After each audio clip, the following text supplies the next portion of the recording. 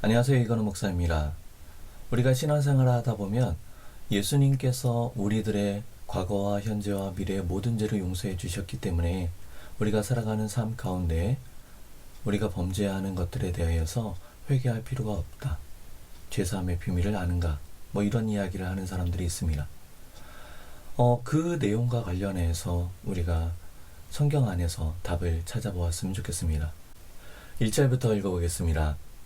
율법은 장차 올 좋은 일의 그림자일 뿐이요 참 형상이 아니므로 해마다 늘 드리는 같은 제사로는 나아오는 자들을 언제나 온전하게 할 수 없다. 율법은 장차 올 좋은 일의 그림자일 뿐이다. 율법 일코르 그림자 이렇게 하면은 좀 오해가 있을 것 같고요. 율법 안에는 그림자를 포함하고 있다. 장차 올 좋은 일들의 그림자를 갖추고 있다. 이렇게 이해하면 좋을 것 같습니다. 참 형상이 아니다라는 것은 사실이죠. 그래서 속죄 제사를 위해서 속죄를 위해서 제물을 가지고 나아오는 자들을 온전하게 할 수 없다라고 이야기합니다. 이 온전하게 할 수 없다라는 것은 죄를 없애야 하는 것, 하나님과 단절되어 있는 관계를 회복하는 것, 우리들 안에 있는 죄의 문제를 온전하게 영원히 해결하는 것, 그것을 할 수 없다라는 의미입니다. 그렇지 아니하면 섬기는 자들이 단번에 정결하게 되어 다시 죄를 깨닫는 일, 죄에 대한 자각이죠. 그것이 없으리니 어찌 제사 드리는 일을 그치지 아니하였으리요. 그러나 이 제사들에는 해마다 죄를 기억하게 하는 것이 있나니 이는 황소와 염소의 피가 능히 죄를 없이 하지 못함이라. 제물을 가지고 나오는 자들 그 제사로는 온전하게 할 수 없다라고 했습니다. 이 제물로는 죄를 없게 할 수 없다. 다만 어떤 유력이 있냐면 내가 죄가 있다. 하나님과 단절된, 하나님과 점점 멀어지려고 하는 그러한 성향이 있다. 나의 범죄함들에 대한 자각, 그것을 떠올리게 하는 것이 있을 뿐입니다. 그러하기 때문에 해마다 반복해서 새로운 제물을 가지고 나오는 것입니다. 이러한 요력이 있을 뿐이라고 이야기합니다. 5절 그러므로 주께서 세상에 임하실 때 이르시되 하나님이 제사와 예물을 원하지 아니하시고 오직 나를 위하여 한 몸을 예비하셨도다. 하나님이 번제와 속죄제는 기뻐하지 아니하시나니 이에 내가 말하기를 하나님이여 보시옵소서 두루마리 책에 나를 가리켜 기록된 것과 같이 하나님의 뜻을 행하려 왔나이다 하셨느니라.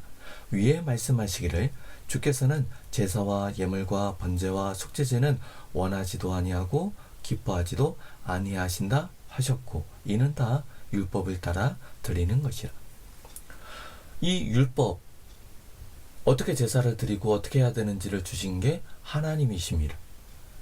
주신 분이 하나님이시지만 하나님의 마음에 흡족하지 않다라는 겁니다. 기뻐하지 않다는 겁니다. 특별히 원하지도 기뻐하지도 않는다라는 것은 뭐냐면 마음의 순종함이 없이 율법의 그 율례의 형식을 따라 드리는 것, 그렇게 이해하면 더 쉬울 것 같습니다. 제의적 형식을 따라 드리는 그것이 중요한 본질이 아니라는 것입니다. 그래서 9절 그 후에 말씀하시기를 보시옵소서 내가 하나님의 뜻을 행하러 왔나이다 하셨으니 그 첫째 것을 피하시면 둘째 것을 세우려 하심이라. 이 뜻을 따라 예수 그리스도의 몸을 단번에 들이심으로 말미암아 우리가 거룩함을 얻었다. 예수 그리스도의 몸을 단번에 들이심으로 우리가 거룩함을 얻었는데 이것은 이어지는 구절과 함께 더불어서 이해하면 좋을 것 같습니다. 제사장마다 매일 서서 섬기며 자주 같은 제사를 드리되 이 제사는 언제나 죄를 없게 하지 못하거니와 앞에서 이미 한번 설명이 됐죠. 오직 그리스도는 죄를 위하여 한 영원한 제사를 드리시고 하나님 우편에 앉으사 그 후에 자기 원수들을 자기의 발등상이 되게 하실 때까지 기다리시나니 그가 거룩하게 된 자들을 한 번의 제사로 영원히 온전하게 하셨다 라고 이야기합니다. 일단 본문 11절과 12절을 보면 앞에서 이야기했던 두 가지를 비교하고 있습니다. 제사장마다 첫 언약, 율법 안에 세워진 제사장마다 매일 서서 섬기며 자주 같은 제사를 드린다. 속죄를 위하여서 제사를 드려야 됩니다. 그리고 주어져 있는 그 사역을 위해서 매일 서 있습니다. 하지만 결과적으로 죄를 얻게 하지는 못합니다. 그 존재의 목적이 죄와 관련한 겁니다. 하나님과 사람 사이가 단절되었단 말이죠. 죄 때문에. 그렇기 때문에 하나님과 사람 사이의 소통, 그러니까 택하신 자들이 하나님께 나아가기 위한 제물이 필요했고 제사가 필요했습니다. 하지만 이 죄를 완전히 없앨 수가 없다는 것. 다른 한편으로 첫 언약 율법 안에서 세워져 있는 이 제사장, 그들은 이러하지만 다른 한편으로 예수 그리스도는 죄를 위하여서 한 영원한 제사, 그러니까 단번에 드리셨지만 영원토록 드려지신다. 그 효력이 영원하다라는 겁니다. 그래서 이 이야기를 14절에서 거룩하게 된 자들을 한 번의 제사로 영원하게 온전하게 했다라고 이야기합니다. 1절에 보면 율법을 따라 드리는 제사는, 그 제물은 온전하게 할 수 없다라고 시작을 했지만 14절에서는 온전하게 했다라고 이야기합니다. 그리고 하나님 우편에 앉아있다라고 12절에서 이야기하죠. 첫 언약 율법 안에 있는 제사장은 매일 서 있습니다. 그들의 직무가 끝나지 않았기 때문에, 끝날 수가 없기 때문에 매일 서 있습니다. 하지만 예수 대제사장은 한 번의 제사를 통하여서 그 속죄의 사역을 마치셨기 때문에 하나님 우편에 앉아 계십니다. 그리고 또 다른 한편으로 하나님 우편에 앉아 있어서 13절 원수들이 발등상이 되기까지 기다리신다. 모든 주권을 가지신 통치자로 계십니다. 그러하기 때문에 그가 더 이상 낮아지셔서 속죄의 사역을 감당할 수 없음을 다시 한번 확증하고 있는 것입니다. 이 이야기가 9절과 10절, 예수 그리스도께서 이 아버지의 계획하심과 뜻을 위하여서 이 땅에 오셨고 단번에 들이심으로 말미암아 우리가 거룩함을 얻는다라고 이야기합니다. 15절, 또한 성령이 우리에게 증언하시되 주께서 이르시되 그날 후로는 그들과 맺을 언약이 이것이라 하시고 내 법을 그들의 마음에 두고 그들의 생각에 기록하리라 하신 후에 또 그들의 죄와 그들의 불법을 내가 다시 기억하지 아니하리라 하셨으니 이것들을 사셨은즉 다시 죄를 위하여 드릴 것이, 제사 드릴 것이 없다. 그러니까 죄와 불법이 용서된 곳에는 더 이상 그것을 위한 제사가 필요 없다라는 것입니다.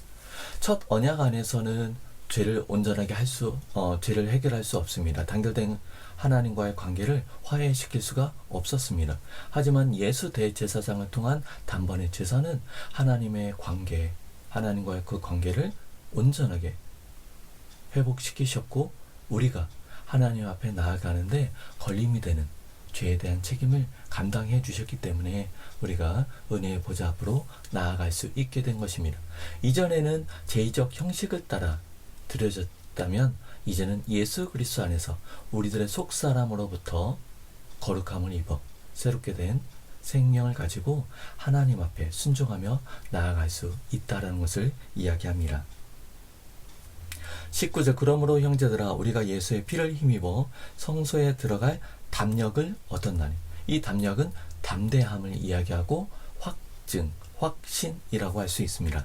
그 길은 우리를 위하여 휘장 가운데로 열어놓으신 새로운 살 길이요 휘장은 곧 그의 육체, 그러니까 단번에 들이신 예수 그리스도의 그 희생이라고 이야기할 수 있습니다. 또 하나님의 집 다스리는 큰 제사장이 계시며, 그러니까 우리가 제사장을 가지고 있다. 제사장이 우리에게 있다. 우리가 마음의 뿌림을 받아 악한 양심으로부터 벗어나고 몸은 맑은 물로 씻음을 받았으니 참 마음과 온전한 믿음으로 하나님께 나아가자. 4장 14절부터 시작되어 있는 큰 단락이 여기서 마무리가 됩니다. 우리에게 예수 대제사장이 계시다.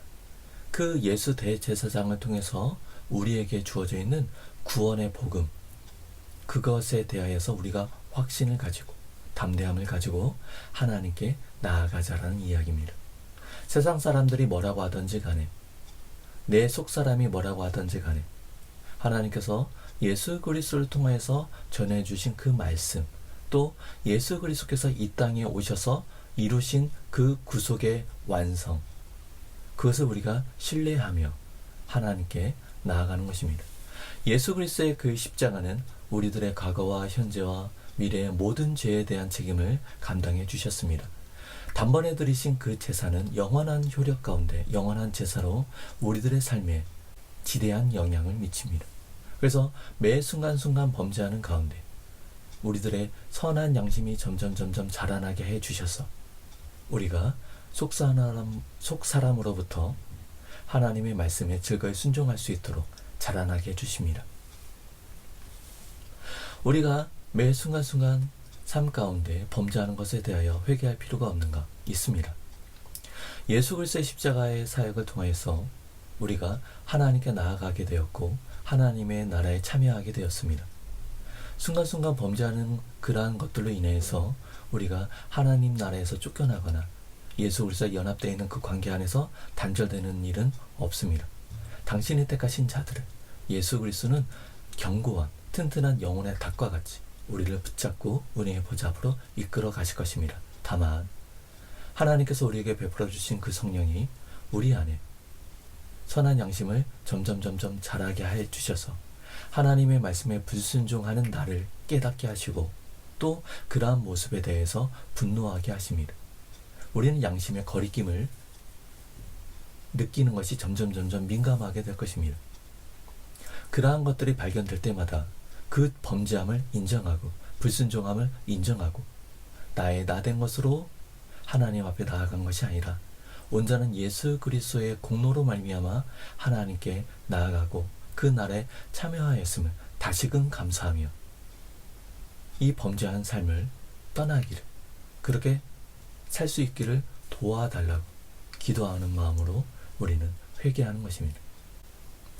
우리가 하나님 나라에 참여하여야 했다 해서 우리가 더 이상 회개할 필요가 없다. 그렇지 않습니다. 우리는 계속해서 자라납니다. 가장 좋은 예는 가정 안에 있는 자녀들일 것입니다. 자녀들이 잘못했을 때는 부모가 혼을 냅니다. 그러면 그 자녀들은 뭐라고 하죠? 잘못했다라고 용서를 구합니다. 부모가 혼을 낸다 해서 그 자녀를 내쫓고 나가 죽으라고 하지 않습니다. 그 자녀들이 바르고 건강하게 그리고 사람답게 자라나게 하기 위해서 꾸짖고 그가 용서를 구할 기회를 만들어주는 것입니다. 우리들의 삶 안에 그렇게 용서할 기회를 만들어주신 하나님께 감사하며 우리가 회개에 대해서 죄책에 대해서 더 이상 혼동이 없기를 바랍니다. 19절에서 22절은 하나님께 나아가자라는 이야기가 주된 내용입니다. 그러면 우리가 이 세상 가운데 하나님 앞에 나아가며 어떻게 살아가야 될지 보다 구체적인 이야기가 다음 단락에 이어집니다. 오늘은 여기까지 하겠습니다. 감사합니다.